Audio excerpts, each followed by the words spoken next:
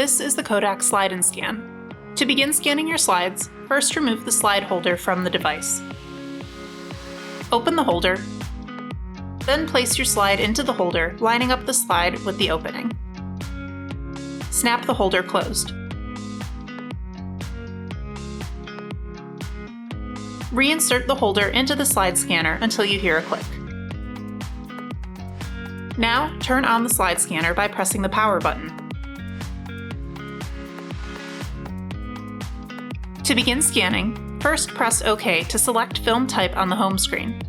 Next, use the arrow buttons to choose your type of media. Press OK to select. You can also select the size of your film with the arrow keys. Confirm that your media is centered on the screen.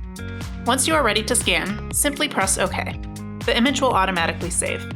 This usually takes 2 to 5 seconds. To scan more slides, feed slides into the holder and push them through until your new image is centered on the screen.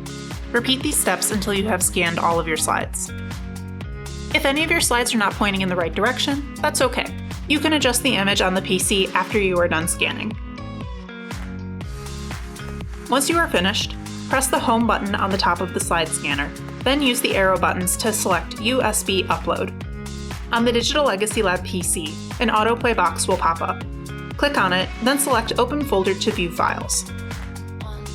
To view and edit your images, double-click on the DKIM menu, then on the 100 Media menu. From here, you can open your images to view by double-clicking on the file. Use the arrow keys to move back and forth. You can also rotate your images directly in the viewer. For more editing options, select the Edit button.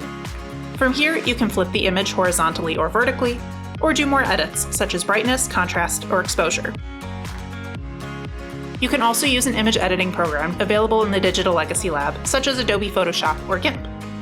Do not forget to save your edits by selecting Save Options and then Save or Save a Copy.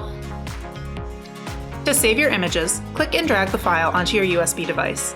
Select your USB device to confirm that the files have transferred.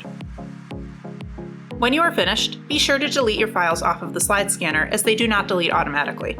First, press the Playback Mode button on the slide scanner. To delete individual files, use the arrow keys to navigate to your image, then press the Delete button. Press the arrow key once to highlight Yes in yellow, then press the OK button. To delete all files at once, press the Delete button twice, press the arrow key to highlight Yes in yellow, then press OK.